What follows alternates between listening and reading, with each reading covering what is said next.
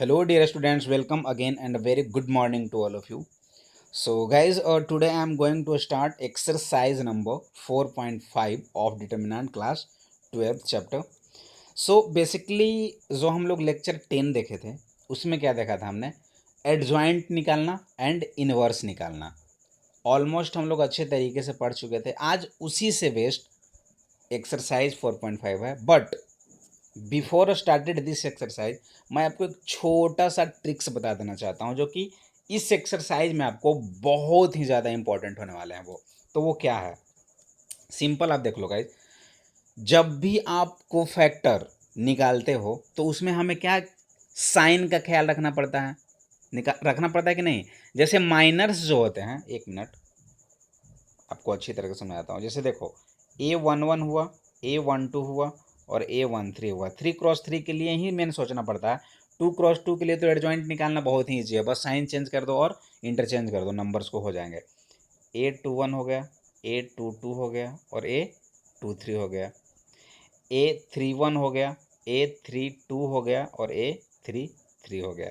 ठीक है, तो जब हम लोग माइनर्स निकालते हैं तो अगर सपोज M11 निकालना हो तो M11 निकालने के लिए क्या करते थे हम लोग, 11 यहाँ है तो इससे इधर हाइड कर दो और इससे नीचे में हाइड कर दो रो और कॉलम को, बचा क्या A22, यानी A22 A33 minus A32 A23, यही होता था माइनस। लेकिन इसमें कोई भी साइन का लोचा नहीं होता था कि क्या करना है, साइन कहाँ पे डालना है। बट यही अगर इसी का A11 का हमें अगर को फैक्टर निकालना रहता था तो कैपिटल A11 लिखते थे। और कैपिटल A11 क्या होगा, जो मेरा M11 है वही कैपिटल A11 होता था। मीन्स जो मेरा M11 है वही को फैक्टर ऑफ A11 भी होता था। बट अगर मैं M12 की बात करूं तो M12 जो कुछ भी आया, मानकर चलो मेरा ये नंबर Y आ गया, सपोज करो M12 अगर मेरा Y आया, M12 ऐसे Y क्या, देखो ना, इसको और इसको हटाओ तो बचेगा क्या, A21 A33 minus A31 A23, यही होगा।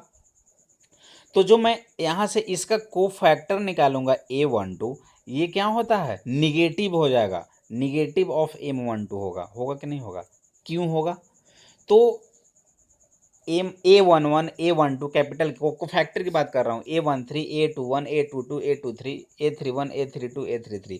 अब देखने वाली बात यह है कि कहाँ कहाँ पे निगेटिव साइन आएगा और कहाँ कहाँ पे एज इट इज पॉजिटिव ही रहेगा। तो ये थोड़ा सा तो प्रॉब्लम होता है। बार बार हम लोग क्या करते थे, यहाँ पे सिंपल ऐसे सोचते थे कि ये प्लस है ये माइनस है, ये प्लस है तो ये भी माइनस होगा, ये भी प्लस होगा, ये भी माइनस होगा, ये फिर से प्लस होगा, ये माइनस होगा, ये प्लस होगा, ऐसे करते थे ना। लेकिन अब इतना बार बार हम लोग सोचेंगे नहीं, बस जो मैं बताने जा रहा हूँ ऑलरेडी बता भी चुका हूँ कि गाइस जब भी अगर को फैक्टर A11 का निकालना है तो इन दोनों को ऐड करो, क्या है 2, और जब भी इवन आएंगे, इवन नंबर आएंगे तो वो जो M11 होगा, जो माइनस होगा वही को फैक्टर होगा। बट अगर A13 निकालना हो तो यहाँ पे देखो 13 क्या है, इवन नंबर है तो पॉजिटिव ही हो जाएगा। बट अगर A12 निकालना है तो 12 क्या आ गया, ऑड नंबर आ गया। तो जैसे ही ऑड आ गया तो ऑड के केस में क्या हो जाएगा, निगेटिव हो जाएगा, और वो वैल्यू निगेटिव ऑफ 12 देगा, निगेटिव माइनर ऑफ 12 देगा। ठीक है ना, तो ये सब देखा जाता है। जैसे कि अगर डायरेक्टली यहाँ पे ऐसे रहेगा A11 A12 A13 A21 22 23 A31 32 33, तो अगर मैं निकालूँ यहाँ पे A13, अगर मैं निकालूँ यहाँ पे A12, अगर मैं निकालूँ यहाँ पे A21, अगर मैं निकालूँ यहाँ पे A32, तो अब देखो A13 क्या हो जाएगा, सिंपल देखो 1 और 3 पॉजिटिव है, मीन्स सम संख्या है, इवन नंबर है, तो क्या हो जाएगा, ये सिंपल M13 होगा। लेकिन A12 देखो 12 क्या हो गया, ऑड नंबर, मीन्स निगेटिव हो जाएगा और वो निगेटिव M12 देगा। यहाँ पे A21 क्या है, 2 + 1 3, निगेटिव है तो ये क्या हो जाएगा, माइनस देगा। 2 + 1 क्या है, ऑड है तो माइनस देगा। 3 + 2 क्या हुआ 5, ये भी निगेटिव ऑड है तो ए माइनस M32 देगा। अगर A23 की बात करें, A23 तो देखो 2 और 3 क्या है, ऑड नंबर है तो ये भी निगेटिव देगा, मीन्स माइनस M23। ये बात समझ में आ गई। तो इसी चीज़ का हमें यहाँ पे ध्यान देना है, क्योंकि अभी जो एक्सरसाइज 4.5 है इसमें हम लोग एडजॉइंट निकालेंगे और इन्वर्स निकालेंगे। तो एडजॉइंट निकालने के लिए क्या करना पड़ता है, एडजॉइंट निकालने के लिए पहले हम लोग क्या करेंगे, को फैक्टर निकालेंगे। कोफैक्टर, और कोफैक्टर क्या हो जाएगा, A11, A12, A13, A21, A22 और A23, A31, A32 और A33, ये कोफैक्टर हो गया। बट जो मेरा एडजॉइंट होता है वो क्या होता है, इस कोफैक्टर मैट्रिक्स जो है ना, इसका ट्रांसपोज मीन्स ये जो रो वाइज हैं वो कॉलम वाइज हो जाएंगे, A11, A12 और A13, फिर इधर A21, A22 और A23, इस तरह से। तो ये सारे हम लोग केस देख चुके थे। तो गाइज ये बेसिक रहा था, बेसिकली कोफैक्टर निकालने के लिए कि डायरेक्ट हम लोग नेगेटिव कहाँ पे लगाएंगे और पॉजिटिव कहाँ पे लगाएंगे। ठीक है, तो अब हम लोग स्टार्ट करते हैं अपने एक्सरसाइज की, और exercise 4.5 NCERT class 12 first number of question. Find adjoint of each of the matrix in exercise 1 and 2।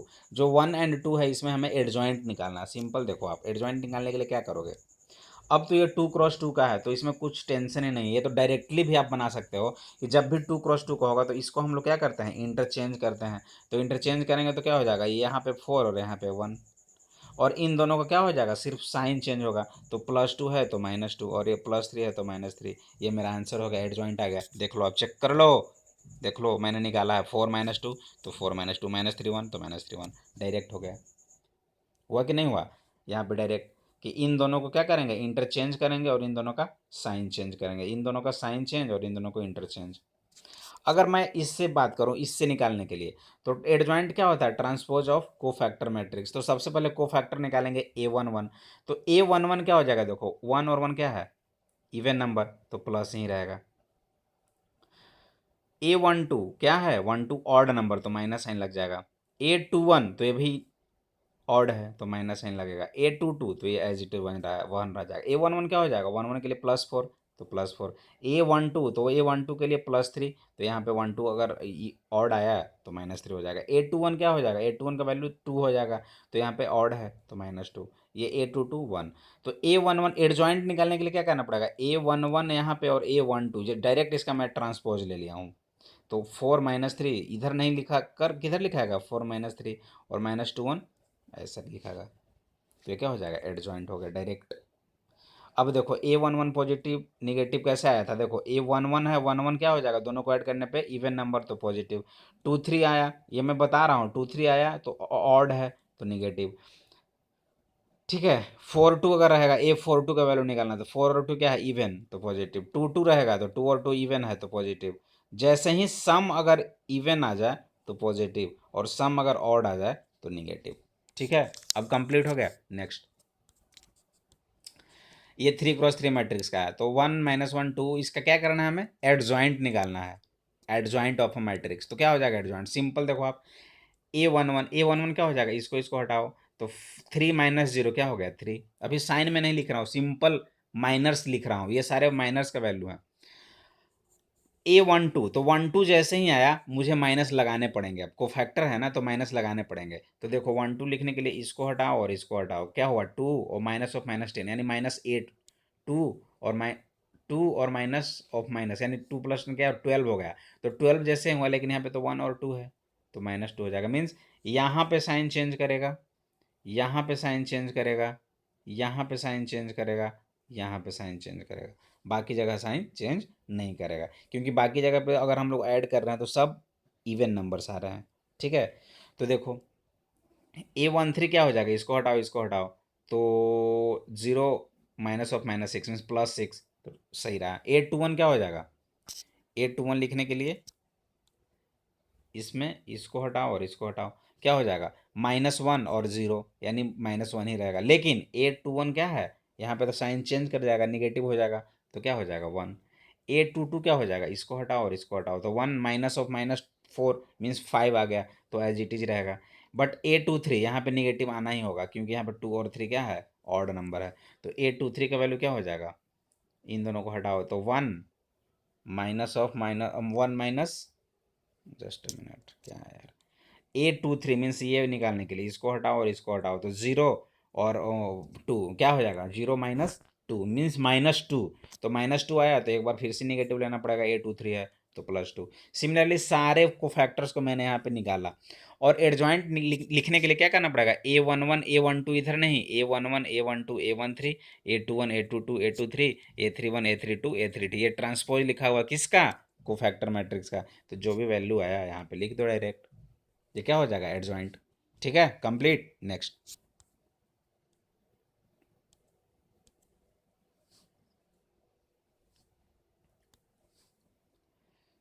Question number 3, verify A into adjoint A is equal to adjoint A into A is equal to determinant A into I in exercise 3 and 4। Simple है। अब मुझे क्या करना है, A into adjoint A is equal to adjoint A into A is equal to determinant A into I show करना है। तो क्या होगा, सिंपल देखो, ए मेरा इतना मैट्रिक्स है तो डायरेक्ट एडजॉइंट में निकालता हूँ, इन दोनों को एक्सचेंज कर दो, इंटरचेंज करो, तो -6 2, और इसका साइन चेंज होगा तो -3 और 4, ये एडजॉइंट ए आ गया। तो एलएचएस में पहले हम देखेंगे ए इंटू एडजॉइंट ए निकालते हैं, मीन्स ए ये रहेगा और एडजॉइंट ये रहेगा, तो क्या हो जाएगा, ए हम लोग ये लिख दिए इसको, और एडजॉइंट ए को हमने यहाँ पे लिख दिया।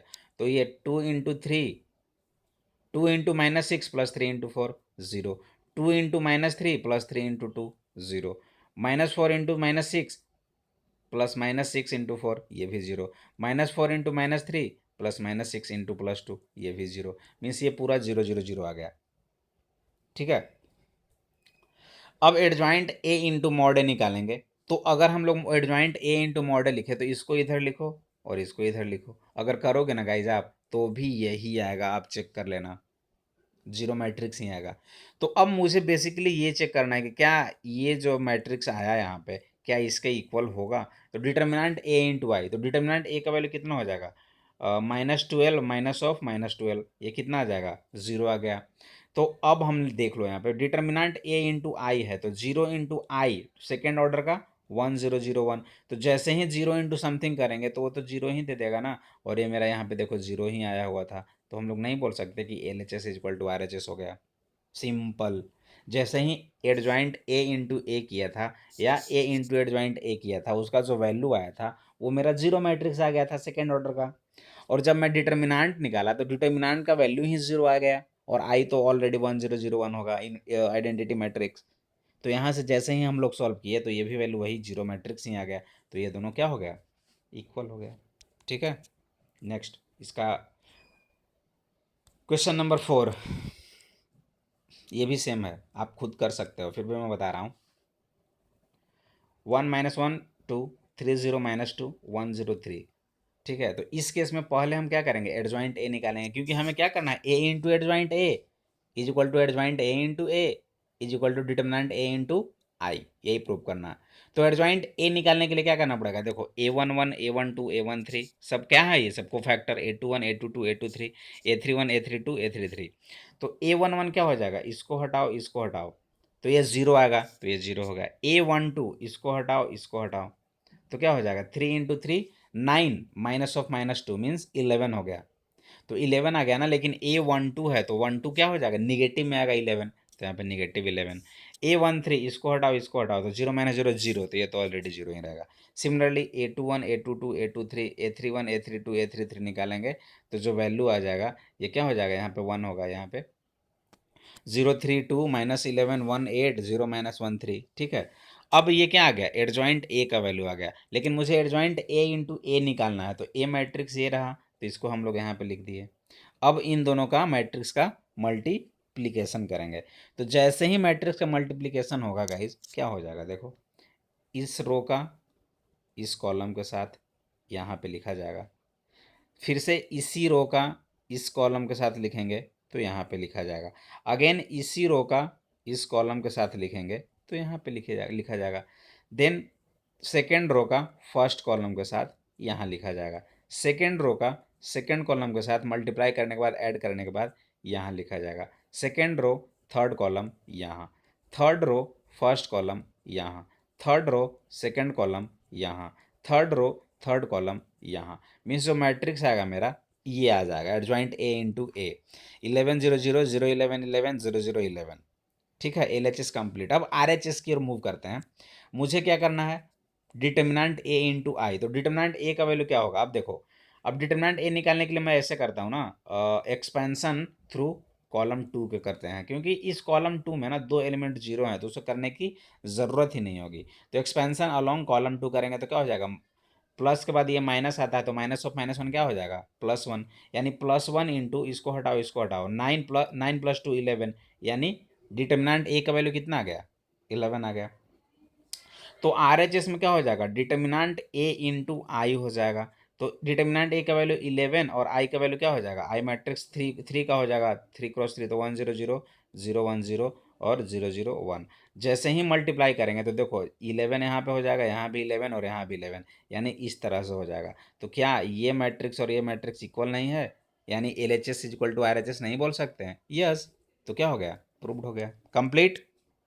नेक्स्ट।